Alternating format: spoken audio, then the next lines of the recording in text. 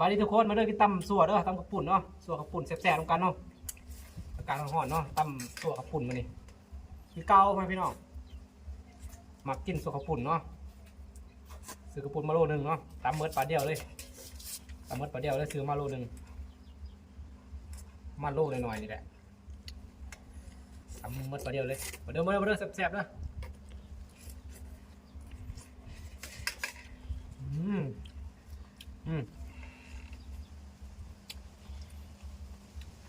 ครับ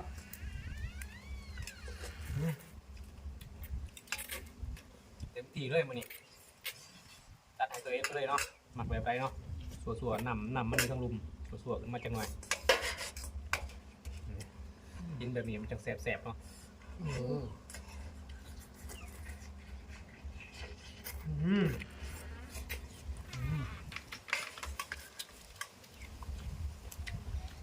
แล้ว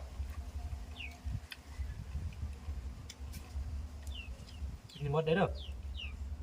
บุบนี่เอากระตุกแขวนคอป้าเลยนี่ตุกแขวนคอป้าเลยกินบุบนี่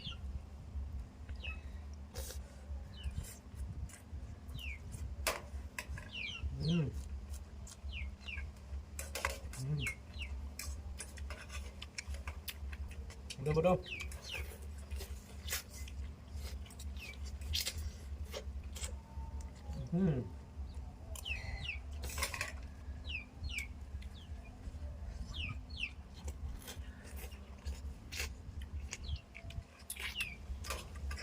น้ำซุปมันอยู่ทางลุมตรงขาล้นบริษัทมันเยอะโอ้ยปักมือเนาะมันแก่ปวดโอ้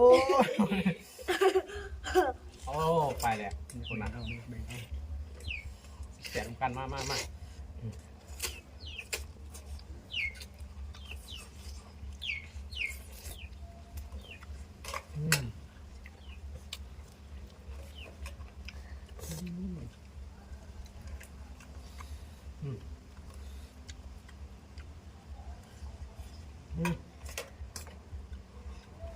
ต้องบ่ม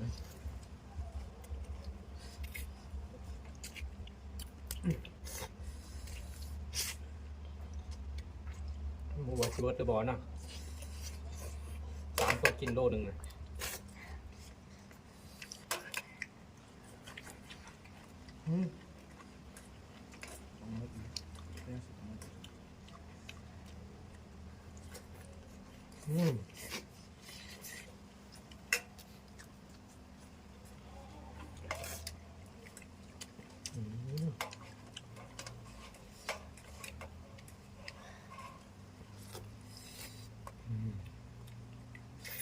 ว้า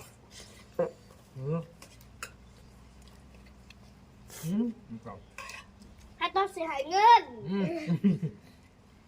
แล้วก็จะมีต้นเสียเงินอยู่ป่ะหน้าตายของคอยไปได้ต้นคอยก็ทำให้ต้นได้เงินพอต้นแล้วตัวได้เงินเนาะกินหมดตัวกินก่อนยังพอมาตัวตอนไหนตัวขึ้นน้ำตัว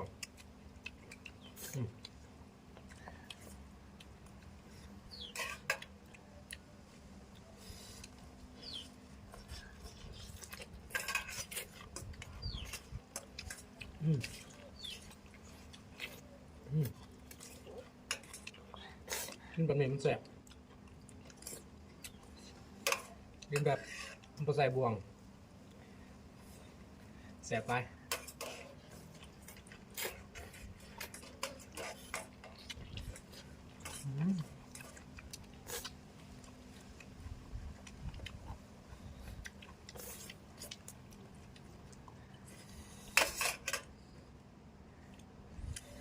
เอาตัวอะไรจากบาทเลยตัวจากบาทก่อนเริ่มอื่นแล้วเนี่ย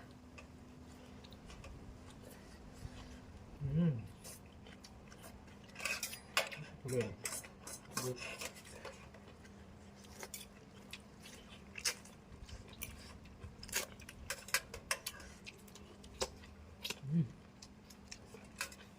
เผ็ดนอกบ่เผ็ดนอก